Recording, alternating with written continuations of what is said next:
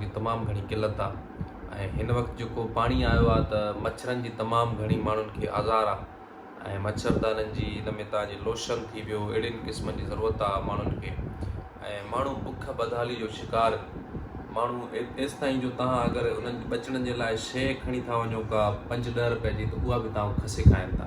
सो हिननि वीचारनि जो ॾोह न आहे, बुखायल माण्हू हमेशह खसंदो ई आहे ऐं माण्हुनि खे बि इहा रिक्वेस्ट आहे त जॾहिं उहा का शइ ॾियणु वञनि, का शइ उहा प्रोवाइड करणु वञनि हिननि वीचारनि मुतासिरीन खे त न हिनखे झिणक ॾियो, न हिननि खे दड़का ॾियो, न हिननि सां विढ़ो।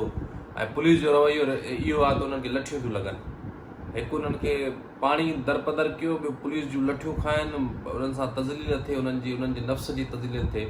सो क़ौम खे, वतन वारनि खे बि, धरती वारनि खे बि इहा गुज़ारिश आहे त जेतिरो थी सघे तव्हां हिननि माण्हुनि सां खंदा पेशानी सां पेश अचो, नरम लहजे सां पेश अचो ऐं ख़ुदा करणु हिननि खे पंहिंजो सम्झी करे हिननि खे मदद कयो।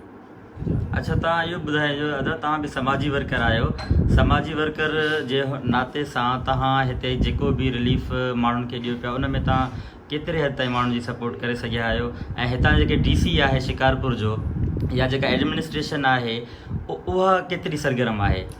मतिलबु DC साहब त असीं त इहो सम्झूं था हिननि सिस्टम खे एतिरो कंट्रोल कयो आहे जो DC साहब वीचारो मजबूर आहे ऐं DC साहब सभिनि जे लाइ सवलो आहे, पर असल में वॾियूं ताक़तूं, वॾियूं माफ़ियाऊं ॿियूं आहिनि ऐं जेसि ताईं असांजे रिलीफ जे हवाले सां ॻाल्हि आहे त असीं न को असांजे पोयों को अहिड़ो NGO आहे, न को असां ज़ाती बाक़ी एफर्ट्स ते असीं कोशिशि कई आहे त माण्हुनि खे कपिड़ा पहुचाए सघूं, माण्हुनि खे मुख़्तलिफ़ तरीक़नि सां राशन पहुचाए सघूं, खाद खुराक पहुचाए सघूं दोस्तनि जी मदद सां ऐं उन में मुख़्तलिफ़ तरीक़नि सां असां उन्हनि जी ख़िदमत में कोशिशि कयूं था ऐं अलाह साईं जी महिरबानी, अलाह साईं सां कमु वठे थो ऐं असांजी का एतिरो हैसियत कोन्हे असां कंहिंखे खाराए सघूं, हीउ रब आहे असांखे चूंडियो अथई, असांजो कमु थो वठे।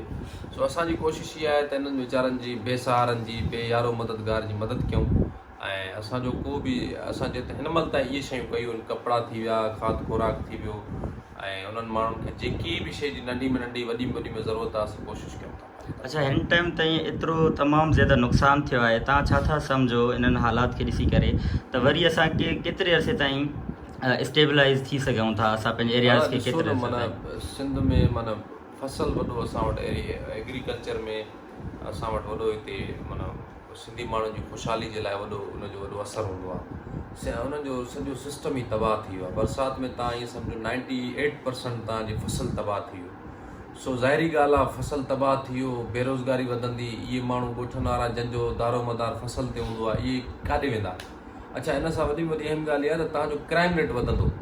इहे जॾहिं माण्हू बुख बदहाल, जॾहिं हिननि जा बच्चा बुख ते हूंदा त ज़ाहिरी ॻाल्हि आहे तव्हांजो छिनी खाईंदा ऐं इन ते बि हुकूमत खे सोचणु खपे। सिंध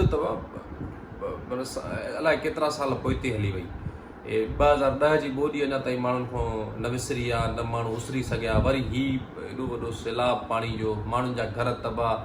सिंध में आउं सम्झां थो 90%, 99% बल्कि को हिकिड़ो ॻोठु न बचियो आहे जेको तव्हां चई सघो त साईं हिकिड़ो मिसाल ॾेई सघो त ॻोठु बचियो आहे। कश्मीर को कराची ताईं तव्हांखे को ॻोठु नज़र न ईंदो जेको हिन बरसाति खां बची सघियो हुजे। सभु जा सभु ॻोठ तबाह, तव्हांजा शहर तबाह। सो असीं त इहो सम्झो, ॾिसो हिननि खे पहिरियों ई माना चयल हुयो त माना हीअ आफ़त अचणी आहे, हिननि खे को प्लैनिंग हुजणु घुरिजे हुई, हिननि खे को सिस्टम हुजणु घुरिजो हुयो।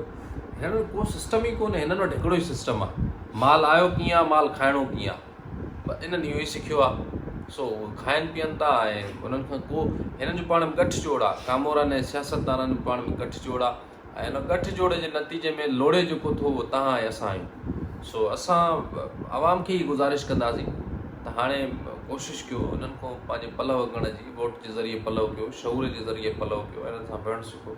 वॾी महिरबानी।